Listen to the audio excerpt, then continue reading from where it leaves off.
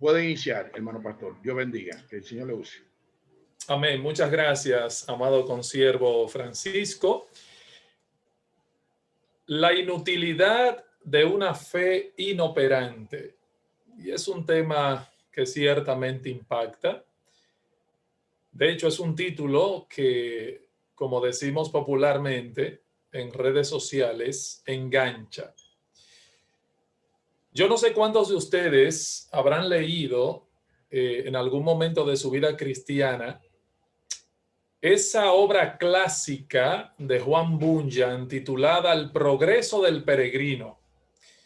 Quizás los que tienen un poquito más de tiempo en la fe la han leído, pero no hay que ser tan viejo en la fe o tener muchos años en la fe para haber leído esta obra clásica de El progreso del peregrino de John Bunyan. El punto es que hay un personaje interesante dentro de la obra El progreso del peregrino y ese personaje responde al nombre de locuacidad. Locuacidad. Y el autor nos presenta a este individuo que hablaba con tal espiritualidad aparente para plantearnos la posibilidad y la facilidad con que los hombres toman la palabra de Dios en sus labios sin vivirlas y practicarla. Fiel es quien conversa con locuacidad y queda muy impresionado, y cuando se dirige a donde Cristiano, que es el protagonista de la obra, el personaje principal, cuando Fiel va donde Cristiano a hablarle de locuacidad, Cristiano solo se sonríe. Y Fiel le pregunta a Cristiano, ¿y por qué te sonríes? A lo que Cristiano le responde, porque estás hablando con locuacidad. Es hijo de un tal bien hablado y vive en la calle Parlería y todos lo conocen por locuacidad de Parlería.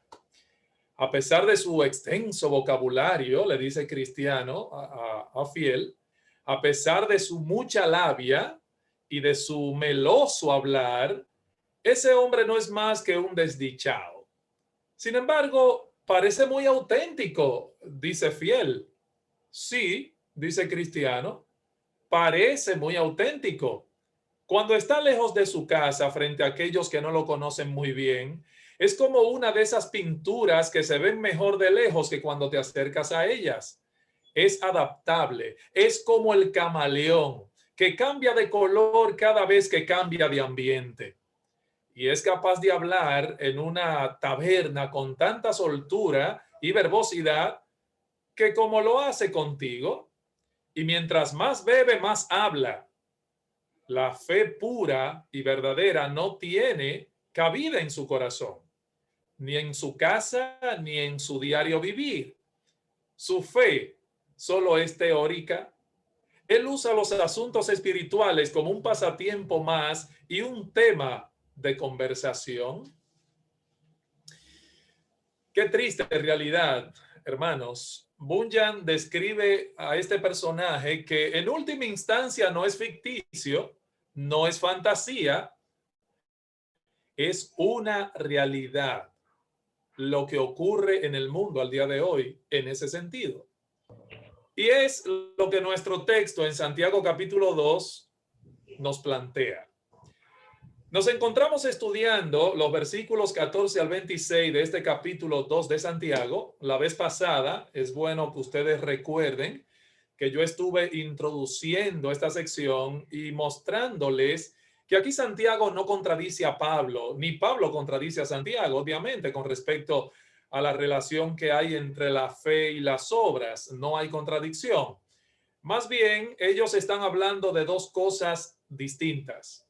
Uno, está hablando de la fe que se necesita para venir a la salvación, mientras que el otro, Santiago en este caso, nos está hablando de la fe que se acompaña de obras una vez que esa persona ya está en la salvación. Dos temas distintos dirigidos a dos grupos de personas distintas o a dos auditorios diferentes. Y es en ese contexto que Santiago desarrolla esta problemática que tuvo que enfrentar con este grupo de personas a quienes él escribe. Y como demostré en el estudio pasado, ciertamente no hay ningún tipo de contradicción, sino que más bien la enseñanza de uno y de otro se complementa. Hoy vamos a demostrar en este estudio, hermanos, que había muchos a quienes Santiago se dirige, muchos que decían ser cristianos, que decían de hecho tener fe, que eran locuaces, ¿no? Locuaces para hablar de las cosas del Señor, pero que sus vidas prácticas dejaban mucho que desear. Y enfrentando este problema, él escribe lo siguiente. Santiago capítulo 2, versículos 14 al 19. Vamos a nuestro texto. Dice así la palabra de Dios. Hermanos míos, ¿de qué aprovechará si alguno dice que tiene fe y no tiene obras? ¿Podrá la fe salvarle? Y si un hermano o una hermana están desnudos y tienen necesidad del mantenimiento de cada día y alguno de vosotros les dice, id en paz, calentaos y saciaos, pero no les dais las cosas que son necesarias para el cuerpo, pregunta Santiago, ¿de qué aprovecha? Así también, verso 17, la fe, si no tiene obras, es muerta en sí misma. Pero alguno dirá, tú tienes fe y yo tengo obras. Muéstrame tu fe sin tus obras y yo te mostraré mi fe por mis obras. Versículo 19. Tú crees que Dios es uno, bien haces. También los demonios creen y tiemblan. Lo primero que encontramos en esta sección, hermanos, es un pequeño cuestionario en el versículo 14 que contiene dos preguntas. Y le hemos titulado a esta primera sección un cuestionario para ayudarnos a la reflexión. Permítanme ponerlo aquí en pantalla. Un cuestionario para ayudarnos a la reflexión. Versículo 14 dice, hermanos míos, ¿de qué aprovechará si alguno dice que tiene fe y no tiene obras? Primera pregunta. Segunda pregunta, ¿podrá la fe salvarle? Fíjense, aparentemente había algunos locuaces entre aquellos a quienes Santiago está escribiendo. Había algunos que decían, según el pasaje, decían tener fe, pero no tenían obras que corroboraban esa fe.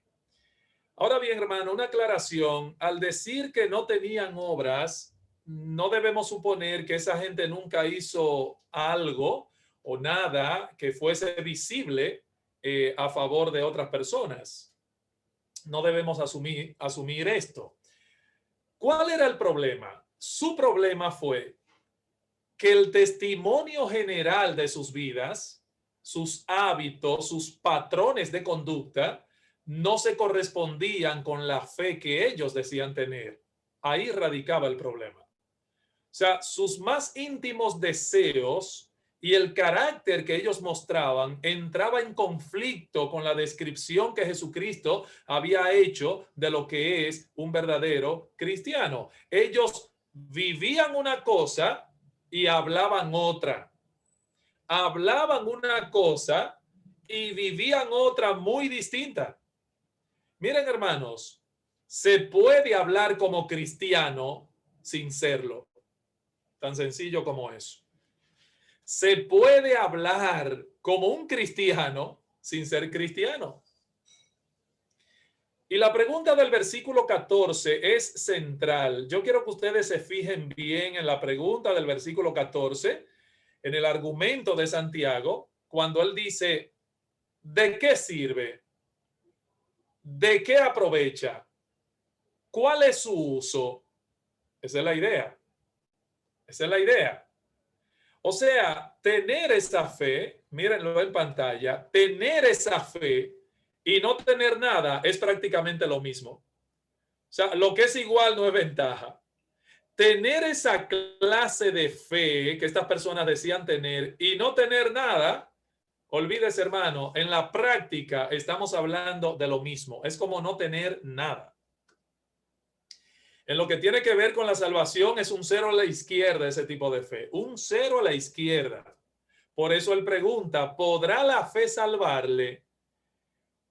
Literalmente esto se puede traducir, ¿podrá esa clase de fe?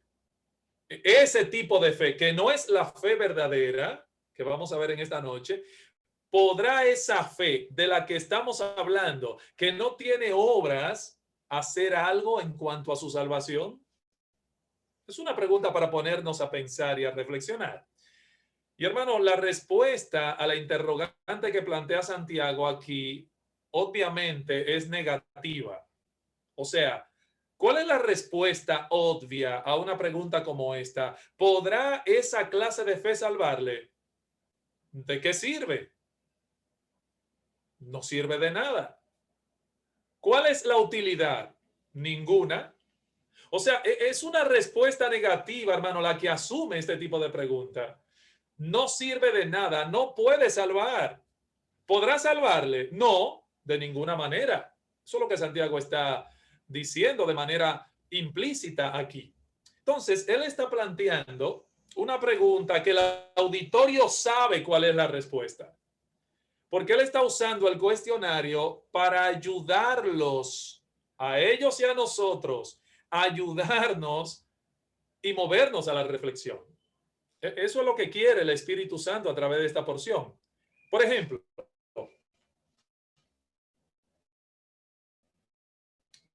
¿para qué descansar? Hermano, ¿qué es lo que necesita el hombre pecador con más urgencia? O lo que el hombre necesita con urgencia es salvación. No es dar la impresión de que él tiene la salvación. Esa no es la idea. Se puede dar la impresión de que se tiene la salvación sin tener nada. ¿Para qué pretender tener una fe que supuestamente salva, pero que no salva? ¿Para qué? ¿Cuál es el beneficio de tú hacerte pasar por cristiano no siéndolo? O sea, son preguntas para reflexionar. Y es por eso que aún el mismo Pablo llega a hablar en 1 Timoteo 1:5 de aquella fe no fingida que tenía Timoteo. La fe no fingida. Y eso implica que hay fe que son fingidas. Hay ciertos tipos de fe o cierta clase de fe que es fingida. Timoteo tenía la que no es fingida. Hay otras que sí lo son. No son de verdad. Y dan la apariencia de que creen y se hacen pasar por cristianos, pero no lo son, aunque por años sean miembros de una iglesia. En ninguna parte la Biblia dice sea miembro de una iglesia y sea salvo. O diga que usted es miembro de una iglesia y sea salvo. O figure en la lista de miembros de una iglesia y sea salvo. La Biblia no dice eso. Y hay algo, hermanos, que yo estuve reflexionando. Ustedes saben que el énfasis del evangelicalismo de hoy, ese evangelicalismo moderno, el énfasis de ese tipo de humanismo, que puede ser cualquier cosa menos evangelio,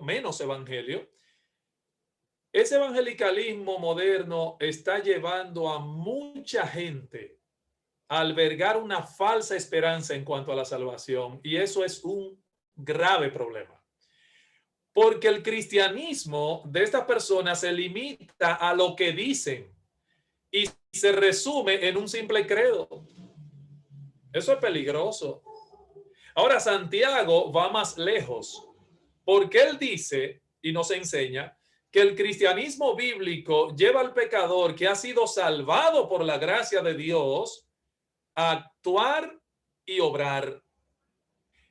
Si se trata del cristianismo, que hay un solo cristianismo, bueno, hermano, ese cristianismo que nos alcanza y por cuya gracia somos salvos, ese cristianismo nos lleva a actuar y a obrar. O sea, es una fe que obra, es una fe que actúa, una fe que actúa, una fe viva.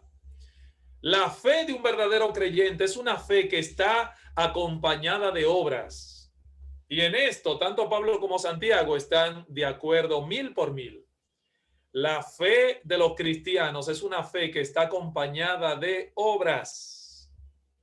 Por ejemplo, vamos a ejemplificarlo y se lo voy a mostrar en pantalla. Cuando el autor de los Hebreos, el autor de la epístola a los Hebreos, que no sé si fue Pablo que la escribió, eso no viene mucho al caso ahora, pero el autor de la carta a los Hebreos, cuando él describe a los apóstatas en el capítulo 6, él da ciertas marcas. Sin embargo, cuando se dirige a los verdaderos cristianos, él cambia de tono y miren lo que dice. Se lo muestro en pantalla. Miren lo que dice el capítulo 6, versículo 9 de Hebreos. O sea, él viene hablando en el contexto de aquellos que una vez fueron iluminados, gustaron del don celestial, de la buena palabra de Dios y recayeron, apóstatas. Él habla claramente ahí de apostasía. Pero cuando él se refiere a los verdaderos creyentes, él dice, fíjense el texto, pero en cuanto a vosotros, a ustedes, oh amados, estamos persuadidos de cosas mejores y que pertenecen a la salvación. ¿Cómo así? A ellos, a diferencia de los apóstatas que él mencionó en el versículo 4 y 5, a diferencia de aquellos, estos hermanos estaban mostrando evidencia de ser verdaderos cristianos. O sea, él está diciendo en pocas palabras, parafraseando al autor de los Hebreos, óigame, ustedes tienen las marcas de los que pertenecen a la salvación. Es lo que está diciendo el autor. Y entre las evidencias, él cita los actos de amor y la preocupación por los demás hermanos. Miren el versículo que sigue. Se lo muestro en pantalla, versículo 10, de ahí mismo. ¿Qué le dice? Él le dice, porque Dios no es injusto para olvidar vuestra obra y el trabajo de amor que habéis mostrado hacia su nombre, habiendo servido a los santos y sirviéndoles aún. ¿Notaron? ¿Observaron? Ustedes están manifestando la obra de la salvación por la forma en que viven, por la forma en que obran ustedes. Hermanos, la misma idea nosotros la vemos también en otro pasaje de la Biblia. Vamos a 1 Tesalonicenses, se lo muestro en pantalla, véanlo ahí. Capítulo 1, versículo 3. Miren cómo Pablo habló de estos creyentes de Tesalónica. Dice, acordándonos sin cesar delante del Dios y Padre de la obra de vuestra fe, de la obra de vuestra fe, del trabajo de vuestro amor y de vuestra constancia en la esperanza en nuestro Señor Jesucristo. Hermano, ojo con esto. Noten cómo Pablo habla ahí de la obra de vuestra fe, el trabajo de vuestro amor. O sea, no decían sencillamente, ay, yo te quiero. No decían sencillamente, yo creo. No, es la obra de la fe, el trabajo de amor. Ese es el punto. O sea que hay una acción, hermanos, hay una actividad correspondiente. Entonces, lo primero que hace Santiago, volviendo a nuestro pasaje, es plantearnos este cuestionario. ¿Para qué? Para llevarnos a la reflexión. ¿De qué aprovechará? Piénsalo. ¿De qué aprovechará? ¿Cuál es el beneficio? Si alguno dice que tiene fe y no tiene obras, ¿podrá esa clase de fe salvarle? ¿Podrá esa fe salvarle?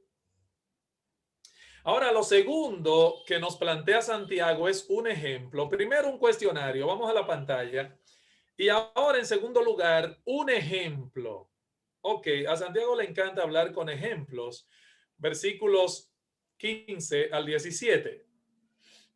Dice Santiago, y si un hermano o una hermana están desnudos y tienen necesidad del mantenimiento de cada día, versículo 16, y alguno de vosotros les dice, id en paz, calentaos y saciaos, pero no les dais las cosas que son necesarias para el cuerpo, ¿de qué aprovecha? Verso 17, así también la fe, si no tiene obras, es muerta en sí misma. Ustedes todos han escuchado el famoso refrán que dice que del dicho al hecho hay un gran trecho. ¿Qué es lo que está planteando Santiago aquí, hermanos? ¿Somos dados a hablar o somos dados a actuar? ¿Cuál de las dos? ¿Somos dados a hablar o somos dados a actuar? O sea, ¿cómo estamos viviendo? Más aún, ¿dónde estás tú? Mi hermano, ¿dónde estás tú? O sea, ¿cómo te clasificaría el Espíritu de Dios? ¿A qué grupo perteneces? ¿Dónde te ubicaría ahí? ¿Cómo estás viviendo? ¿Eres dado a hablar más de lo que actúas, de lo que haces? Miren, hermanos, la fe inoperante puede existir sin la contrapartida de las obras. Ese es un tipo de fe. Una fe que es inoperante. La pregunta que nos hacemos ahora es, ¿de qué sirve?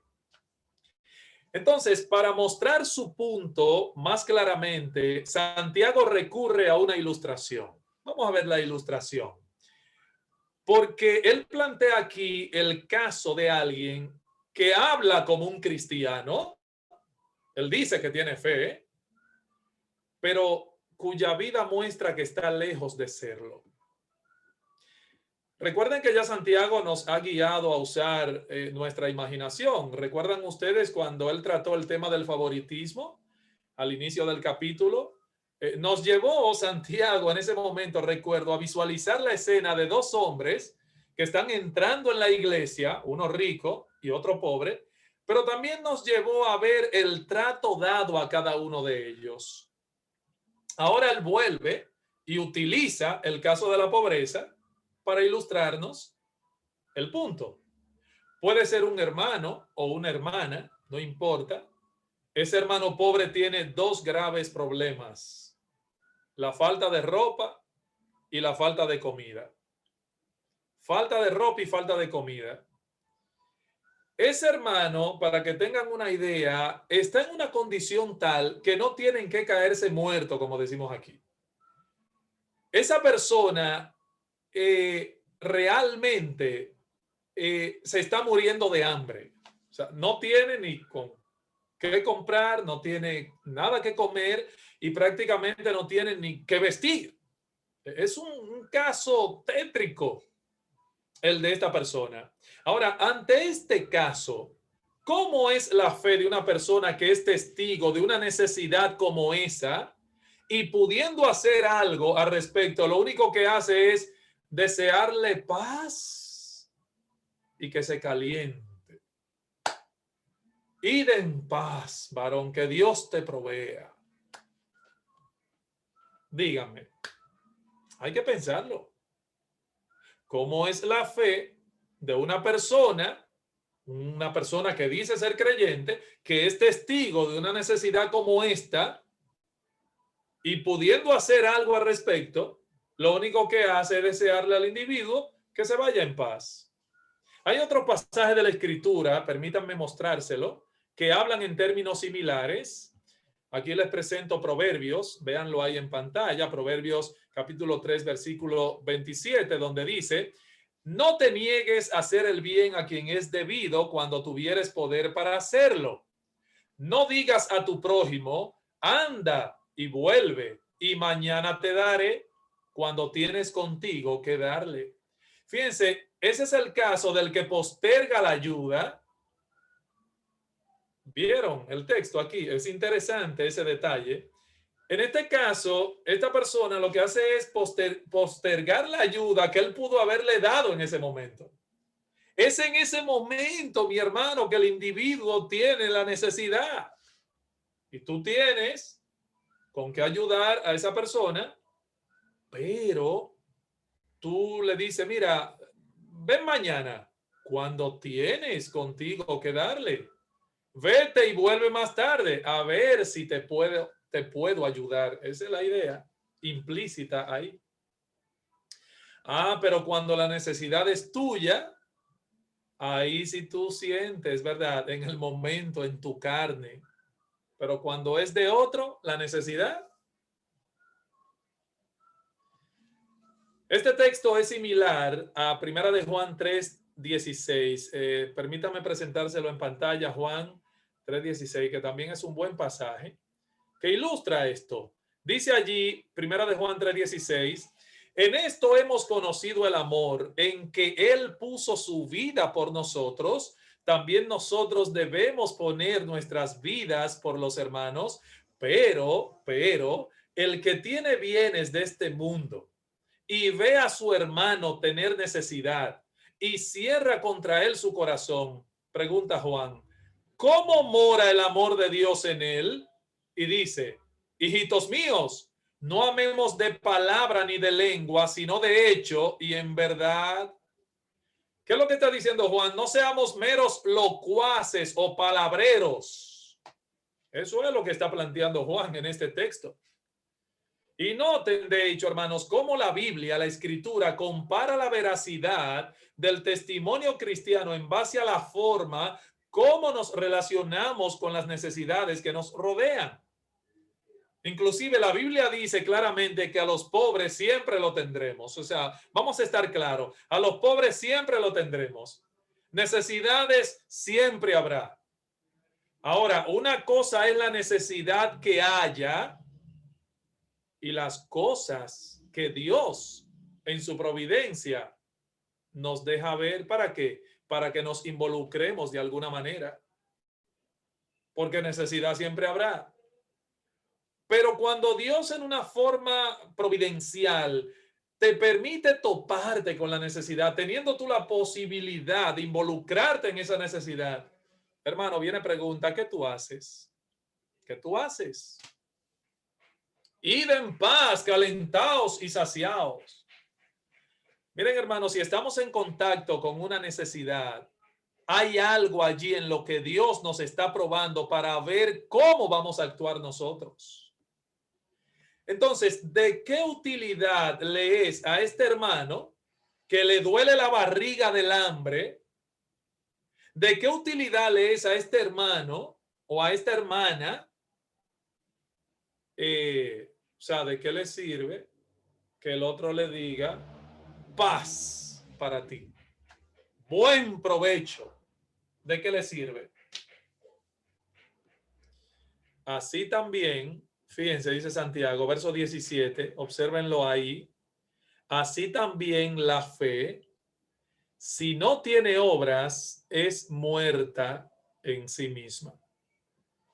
Asimismo, como el hermanito necesitado no se beneficia con esas palabras bonitas, la fe que no tiene obras está muerta en sí misma, o sea, no tiene vida. Es una fe inoperante. Podemos percibir, hermanos, no sé si ustedes, pero yo lo pude percibir estudiando el pasaje. Uno puede percibir que Santiago está pastoralmente preocupado ante el peligro al que estas personas estaban expuestas, creyendo que estaban bien cuando en realidad tenían una fe muerta, porque no había principio de vida en ellos. Por tanto, lamentablemente, hermanos, esa fe no les iba a hacer ningún beneficio. Santiago está pastoralmente preocupado. Hay una carga en Santiago aquí. ¿Podrá esa fe salvarle? Respuesta, de ninguna manera. Si no tiene obras, está muerta en sí misma. Está muerta en sí misma. No es que está media viva o media muerta. Está muerta por completo. O sea, no sirve. No sirve. Dios no es Dios de muertos. Dios es un Dios de vivos. Por eso él puede decir, yo soy el Dios de Abraham, pero Abraham partió hace mucho de este mundo. Yo soy el Dios de Abraham, el Dios de Jacob, el Dios de Isaac. Dios no es Dios de muertos, dijo Jesús. Dios es un Dios de vivos. Hermanos, la fe viva se hace acompañar de obras. Es una fe que actúa. Es una fe que actúa. En cierta ocasión, escuchen esta historia, un predicador inglés se topó con un amigo cuyo caballo había muerto accidentalmente. Una multitud se aglomeró alrededor y solo le expresaban palabras de condolencia. Wow, lo lamento, lo siento. El predicador se acercó y dijo: yo lamento lo sucedido 5 libras, refiriéndose al dinero. Dice el predicador: yo lamento lo sucedido 5 libras. ¿Cuánto lo lamentan ustedes? Entonces pasó el sombrero para que los demás también hicieran algo al respecto. Empieza a echar, ven, ¿cuánto tú lo lamentas? Echa. También se cuenta la historia de una reina europea de hace unos siglos atrás que dejó a su cochero sentado fuera durante el invierno mientras ella asistía al teatro. Dice la historia que el drama fue tan emotivo que la reina lloró durante toda la presentación.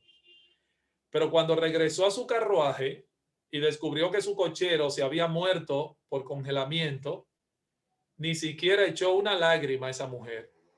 Fue profundamente movida por una tragedia ficticia y real, pero estaba completamente insensible con una real en la que ella estaba directamente involucrada y de la que era directamente responsable. Miren, hermanos, es sorprendente, mirando historias como estas, que tantas personas se involucren emocionalmente tanto con una película, un drama, una canción popular o hasta un programa de televisión, llorando por tragedias, enardeciéndose ante las injusticias, y que sin embargo no muestren interés ni compasión por la suerte de un vecino conocido que se encuentra en una necesidad real que no es ficticia. ¿Saben qué? En nuestro mundo artificial y egoísta, la fantasía a menudo ha cobrado más significado que la realidad. ¿En qué mundo es que vivimos, hermanos? Que llora viendo un drama ficticio y no es capaz de llorar con el prójimo, que sí tiene una necesidad real, pero lloran viendo un drama, lloran viendo una novela, lloran viendo una película. Qué contradicción, ¿verdad? Como esta señora. El ejemplo de la iglesia primitiva nos impacta. Vean lo que dice la Biblia. Cambio de pantalla. Hechos 2:45. ¿Qué dice? Esto es en el contexto de cómo los apóstoles, hermanos, tenían esa confraternidad, ese amor, que fíjense lo que dice el texto: y vendían sus propiedades y sus bienes y lo repartían a todos según la necesidad de cada uno. Y en Hechos 4:32 al 35 también se enseña cómo ellos se identificaban con sus hermanos en necesidad. Entonces, lo que Santiago está diciendo es sumamente importante. Le voy a mostrar otro pasaje, pero miren, hermano, la ilustración que acaba de ofrecer Santiago aquí es un ejemplo de obras. Pero déjenme aclararles, mis hermanos, déjenme aclararle que no es solamente así que la fe muestra que está viva. No es únicamente así. Manifestar el carácter cristiano es parte de esas obras. El caso que tenemos aquí es un caso muy específico y particular, es cierto. Sin embargo, el ejemplo se aplica a todas las manifestaciones prácticas de la fe.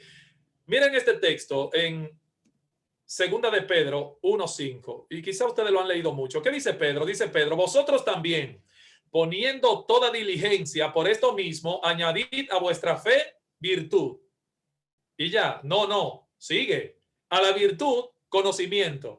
Al conocimiento, añádanle dominio propio. Al dominio propio, paciencia. A la paciencia, piedad. A la piedad, afecto fraternal. Y al afecto fraternal, amor. ¿Por qué, Pedro? Porque si estas cosas están en vosotros y abundan, no os dejarán estar ociosos ni sin fruto en cuanto al conocimiento de nuestro Señor Jesucristo. Pero Pero, versículo 9, el que no tiene estas cosas tiene la vista muy corta, es ciego, habiendo olvidado la purificación de sus antiguos pecados. O sea, mis hermanos, que la fe también se hace acompañar de las virtudes cristianas. Ojo con esto. Se manifiesta a través de las obras de la paciencia, se manifiesta a través del dominio propio, se manifiesta a través del afecto fraternal, de la compasión, el espíritu pacificador, el espíritu perdonador. O sea, la fe que salva, es mi punto aquí, hermano, se manifiesta de muchas maneras, pero se manifiesta. Esa es la idea. Y eso es lo que Santiago quiere transmitirnos en el pasaje. Ok. Santiago nos ha planteado entonces el cuestionario, ya lo vimos, el ejemplo. Ahora, en tercer lugar, nos presenta un diálogo para ilustrarnos la razón. Vamos a ver, un diálogo para ilustrarnos la razón. ¿Cuál es ese diálogo? Dice Santiago, pero alguno dirá, tú tienes fe y yo tengo obras. Muéstrame tu fe sin tus obras y yo te mostraré mi fe por mis obras. ¿Qué Santiago está haciendo aquí? Santiago ahora trae un objetor imaginario, y plantea una especie de diálogo ficticio entre ellos dos. Pregunta, ¿quién es el que está hablando? Otra pregunta, ¿qué postura tiene?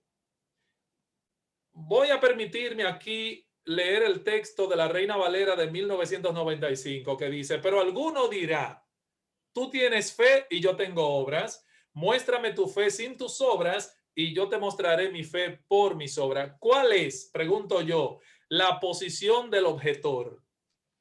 Esa expresión, cuando dice, pero alguno dirá, esa expresión lo que está mostrando es de forma evidente que ese interlocutor está en contra de lo que Santiago ha estado planteando. Sin embargo, lo que dice parece estar de acuerdo con él. O sea, esto se ve más de esa forma si nosotros ponemos en labio del objetor ficticio, en este caso, ¿verdad? Todas las palabras del verso 18. Ahora, ¿cuál es el problema? El problema se minimiza si nosotros limitamos sus palabras solamente a la primera parte.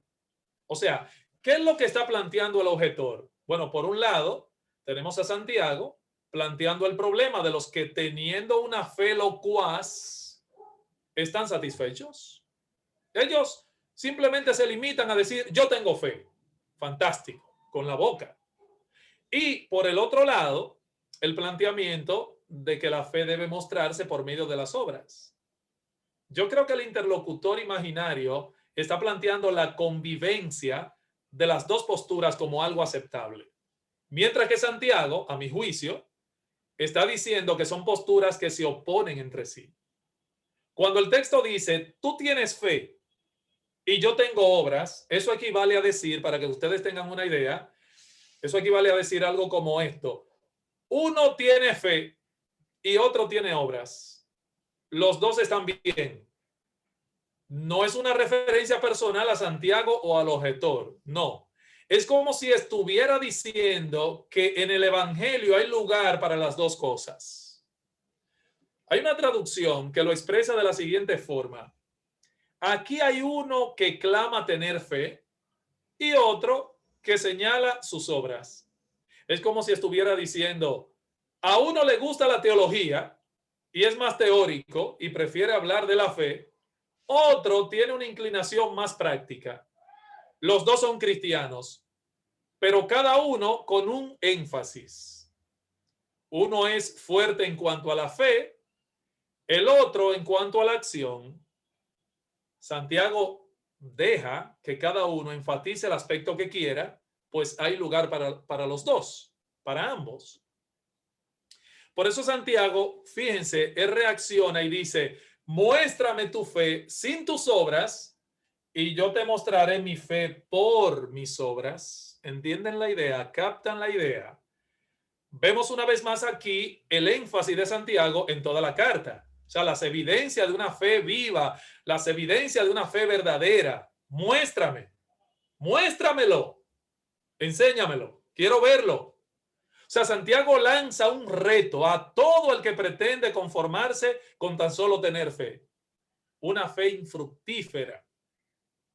Así que la fe en sí misma no se puede ver, pero se pueden ver sus resultados. ¿Ok? Para el objetor, la fe y las obras pueden actuar separados entre sí. Para el objetor. Para Santiago, las dos cosas son inseparables. O sea, esa es la enseñanza bíblica. Son como las dos alas de las aves. Con una sola no pueden volar. No, la fe y las obras van juntas. O es como el bote. Si usted agarra un bote y usa un solo remo, ¿qué va a pasar? Usted rema de un solo lado, se va a quedar dando vuelta. Si rema del lado izquierdo, también se va a quedar dando vuelta. Pero si usted rema con ambos remos, el bote va a avanzar. Esa es la idea. Cristo habló en la parábola del sembrador, recuerden, de aquel que es cristiano en verdad y que da fruto. Ya sea que lo dé a 30, a 60 o al 100 por uno. Óigame, da fruto, da fruto. No existe creyente sin fruto. Que unos dan más que otros, es verdad, pero todos dan frutos. Y esa es la enseñanza de Jesús, incluso no solamente en la parábola del sembrador, sino en la vid verdadera. Todo pámpano que en mí lleva fruto. Da fruto. ¿Y qué dice Jesús? Por sus frutos los conoceréis. Mateo 7, 16 al 21. Lucas 6, 46. ¿Por qué me llamáis Señor, Señor y no hacéis lo que yo digo? ¿Por qué me llamáis con los labios? Me proclaman y dicen creer en mí, pero no veo las evidencias. No hacéis lo que yo os digo. Hermanos, el punto es que la obediencia es una marca y una evidencia de la salvación. La obediencia. O sea, no debemos vivir como en un teatro donde hacemos el papel de cristianos. No, hermano, no.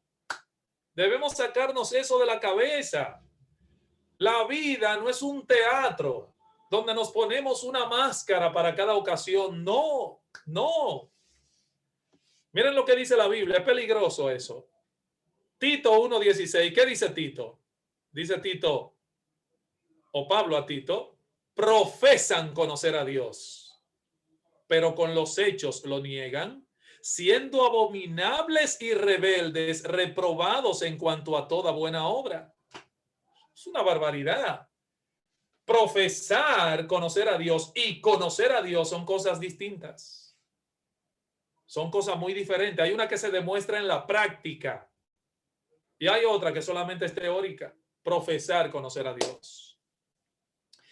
Y hay un pasaje fuerte aquí, véanlo, 2 Timoteo 2:19, que dice, pero el fundamento de Dios está firme teniendo este sello. Conoce el Señor a los que son suyos y apártese de iniquidad todo aquel que invocare el nombre de Cristo. Y esto nos lleva a nuestro último punto que ya les presento aquí en pantalla. Nuestro último punto, hermanos, una comparación para sellar su argumentación. Versículo 19. Oigan qué texto. Este que mucho más brevemente vamos a ver ahora.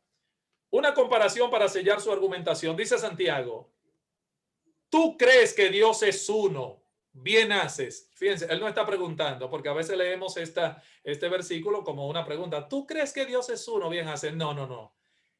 Él da por sentado, o sea, tú crees que Dios es uno, bien haces. También los demonios creen y tiemblan. Pregunta, ¿qué es lo que Santiago me está diciendo aquí? Santiago aquí está haciendo una comparación entre la fe de aquellos que tienen una fe que no hace, que no actúa, y la fe de los demonios. Espérese, pastor. La fe que tienen los demonios. Pero, pastor, los demonios tienen fe. Si usted no lo sabía, en esta noche sépalo. Sí, eso es lo que Santiago está diciendo aquí. Los demonios creen. Los demonios creen. Lo que Santiago está planteando es que la fe que salva es más que un credo, hermanos. y hace esta comparación con nada más y nada menos que la fe de los demonios. Hermanos, atención a esto que les voy a decir. No hay demonio en el universo que sea ateo. No lo hay. Repito, no hay en todo el universo un demonio que sea ateo. Son ellos los que, claro que sí, diseminan el ateísmo. Y hay una inundación, porque los demonios también han inundado las mentes de los más famosos filósofos humanistas de la historia, es verdad. Pero ellos mismos no son ateos. Son monoteístas los demonios. ¿Lo sabías? Son monoteístas. Y también creen en la Trinidad. Los demonios sí. Se saben el credo de los apóstoles, los demonios. De eso usted puede estar seguro. No hay un hereje entre ellos. No lo hay. Creen las verdades de la confesión de fe. La creen. Para poder diseminar el error en la manera en que lo hacen, y en este caso Satanás, de una manera muy especial, para él poder diseminar el error en la manera en que lo hace, hermanos, el diablo tiene que conocer bien la verdad, tiene que conocerla. No solo desafía abiertamente lo que Dios ha dicho, sino que también sabe hacer oposición de una manera más sutil,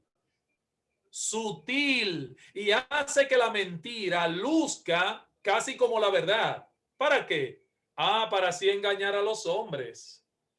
Los demonios son mejores teólogos que todos nosotros. Los demonios conocen tan bien, pero tan bien las implicaciones de las verdades de las escrituras. La conocen tan bien que tiemblan, dice Santiago. ¿Lo vieron? ¿Lo notaron? Tú crees que Dios es uno. Bien haces. Déjame decirte, en otras palabras, que también los demonios creen y tiemblan. O sea, conocen tan bien las implicaciones de las verdades de las escrituras que hasta tiemblan. ¿Por qué tiemblan? Pregunto yo. ¿Por qué tiemblan? Porque saben lo que les espera en el juicio de Dios. Tienen la escatología más clara que todos los teólogos que han existido. Saben lo que les espera. Ellos saben de escatología. Ellos saben lo que viene. Inclusive, fíjense, les voy a mostrar aquí. Miren cuando se encontraban con Cristo en los evangelios. Miren lo que dice el evangelio de Marcos. Se lo presenté en pantalla. Miren lo que hacían ellos. Pero había en la sinagoga de ellos un hombre con un espíritu inmundo que dio voces diciendo, ¿qué decía él? ¿Quién tú eres? No. ¿Qué tienes con nosotros, Jesús Nazareno? ¿Has venido para destruirnos? Sé quién eres, el Santo de Dios. ¿Tan claro o no tan claro los demonios? ¿Son monoteístas o son politeístas? Son monoteístas. En Hechos 19, ustedes se acuerdan el caso que hubo en Hechos 19, 13 al 16, cuando los demonios que azotaron a los hijos del tal Esceva, que fueron a reprender unos demonios, ellos sabían quién era Jesús y hasta podían discernir la diferencia entre Pablo y esos usurpadores de los hijos de un tal Esceva. ¿Qué le dijeron los demonios? Cuando ellos fueron a decirle, en el nombre de Jesús al que predica Pablo, te conjuro que salga. ¿Qué le dijeron los demonios? A Jesús conocemos y sabemos quién es Pablo, pero ustedes, ¿de dónde son? Hermano, miren, cuando ustedes estudian la tentación de Cristo, ustedes se dan cuenta, estudiando la tentación de Jesús, cómo se nos narra en los evangelios, en Mateo 4 y Lucas 4, ahí se nos revela algo interesante. ¿Sabe qué? Ahí se nos revela el conocimiento de las escrituras que tiene el diablo. Escrito está, y cita el Salmo 91 y cita aquel pasaje. Hermanos, ¿cuál es el punto aquí de Santiago? Resumiendo, Mírenla ahí. Esa última parte que les presento en pantalla. El punto de Santiago aquí es que la fe que salva no es un mero asentimiento a las verdades de las Escrituras. No es un credo la fe que salva. La fe que salva es viva y manifiesta esa vida en la conducta de quien la posee. De no ser así, Santiago está diciendo que la fe de los demonios es mejor. La fe de los demonios es mejor. ¿Sabe por qué es mejor? Miren por qué es mejor. ¿Por qué la Biblia presenta el caso de personas que aparentan haber creído y sin embargo son condenadas por el mismo Cristo como incrédulos? ¿Cuál es el problema? El problema es que hay diversos tipos de fe. Hay una fe muerta, hay fe estéril y hay una fe que es la fe de los demonios. La fe que salva está viva, da frutos y procura conformarse a lo que profesa creer y practicarlo. Déjenme ilustrar esto. Hechos capítulo 8, verso 13. Miren lo que pasó aquí con un tal Simón, mago. ¿Recuerdan a Simón el mago? Oigan esto. Cuando Felipe, ¿verdad? El evangelista y los apóstoles están predicando, haciendo milagros, señales y eso, hubo un avivamiento grandísimo en Samaria y creyó mucha gente, pero oigan lo que dice. También creyó Simón mismo, Simón el mago, el que hacía magia, y habiéndose bautizado, estaba siempre con Felipe. ¡Wow! Canchanchan de Felipe. Simón se convirtió. ¡Wow, Simón! Gloria a Dios, qué bueno. Y viendo las señales y grandes milagros que se hacían, estaba atónito. Simón el mago, el ex mago. Y dice que él le pidió, ustedes saben la historia para no hacerla larga, mira, véndeme de ese poder para yo también hacer lo que ustedes hacen. Y le dijo Felipe lo siguiente: no tienes tu parte ni suerte en este asunto, porque tu corazón no es recto delante de Dios. Un tipo bautizado ya, un tipo que andaba con Felipe, y él le dice: tu corazón no es recto delante de Dios. Arrepiéntete pues, o sea, no te has arrepentido. Arrepiéntete pues de esta tu maldad y ruega a Dios si quizá, yo no sé lo que pasó con Simón de ahí para allá, si quizá te sea perdonado el pensamiento de tu corazón, porque en hiel de amargura y en prisión de maldad veo que estás. Por lo menos a Simón no se vuelve a mencionar más en el libro de los Hechos. Hermanos, el hombre muchas veces dice creer en Dios, pero vive desconfiando de él. Miren lo contradictorio que es el ser humano. Escuchan lo que Dios dice acerca de la crianza de los hijos, pero tienen temor de practicarlo como Dios dice. Escuchan lo que Dios dice acerca de la mentira, pero terminan mintiendo por temor a los hombres. No muestran que realmente han puesto su confianza en el Señor. ¿Cómo se explica eso? La fe es una transferencia absoluta de confianza de nosotros a otro, una entrega total a Cristo, dice George Whitefield.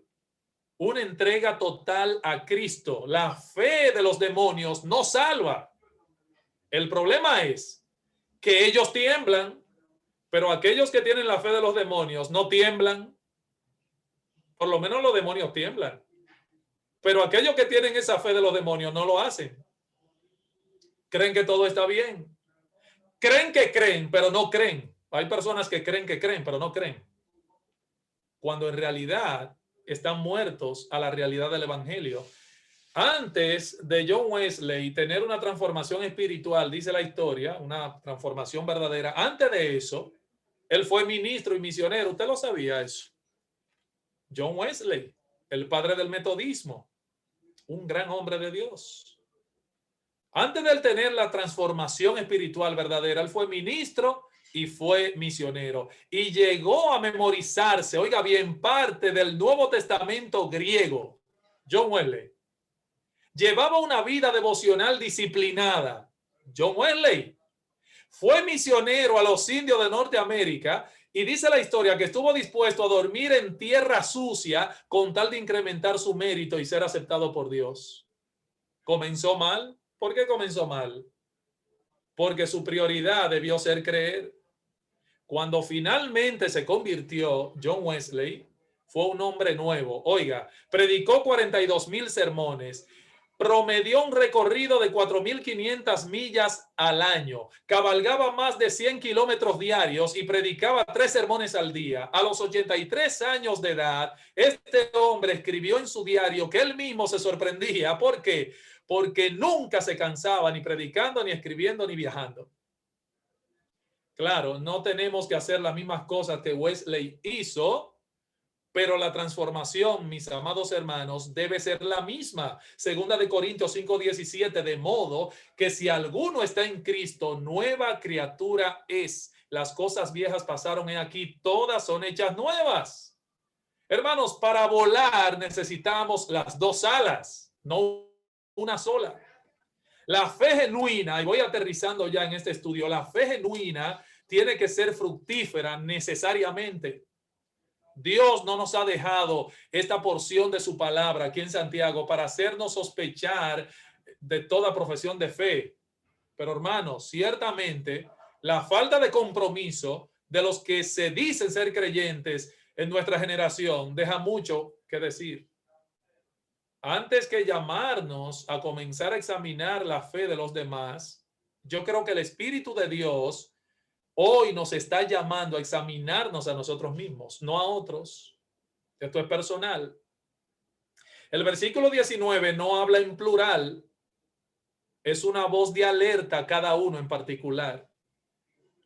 Tú crees que Dios es uno, tú eres monoteísta y tú estás claro de tu confesión de fe.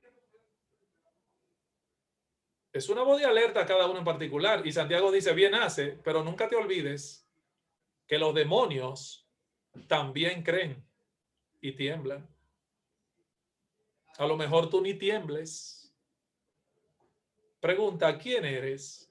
¿Locuacidad o un verdadero creyente con una fe viva y activa? ¿Te identificas más con ese personaje de locuacidad del progreso del peregrino o realmente con un creyente verdadero cuya fe está viva y activa? ¿Es tu fe mejor que la de los demonios? Pregúntate eso en esta noche. ¿Es tu fe mejor que la de los demonios, mi hermano? No es suficiente poseer una buena teología, eso no es suficiente. Se puede tener buena teología, es más, se puede pertenecer a una buena iglesia que tiene buena doctrina y estar lejos de la verdad. La teología debe poseernos a nosotros, no nosotros sencillamente poseer la teología. Hermanos, lo que creemos de la Biblia debe moldear lo que hacemos y lo que dejamos de hacer también. Lo que creemos de la Biblia debe moldearlo. Termino con esta cita de McLaren. Él dijo y escribió: las personas que menos viven sus credos son de las que más frecuentemente los proclaman con mayor fuerza. Y dice, la parálisis que afecta a sus brazos no interfiere con sus lenguas. Uf, qué fuerte. Las personas que menos viven sus credos son las que más frecuentemente los proclaman con mayor fuerza. La parálisis que afecta a sus brazos no interfiere con sus lenguas. Qué triste. Hablan y hablan y hablan locuaces. Hermanos, se necesita más que mera decencia para llegar al cielo. Se necesita la realidad de la obra de Cristo y del Espíritu Santo en el corazón. Se necesita conocer el poder y la eficacia de la verdad de Dios operando en el corazón, no en la fachada. Dejemos, hermanos, el hablar vacío y seamos creyentes de acción que manifiestan los frutos del verdadero y genuino carácter cristiano. Es mi oración, de verdad, de corazón. Es mi oración, hermanos, exponernos a esta porción de la palabra de Dios en esta noche como algo que nos lleve a una profunda reflexión. Así alumbre vuestra luz delante de los hombres, para que vean vuestras buenas obras y glorifiquen a vuestro Padre que está en los cielos. Que el Señor nos ayude. Adelante, Pastor Francisco.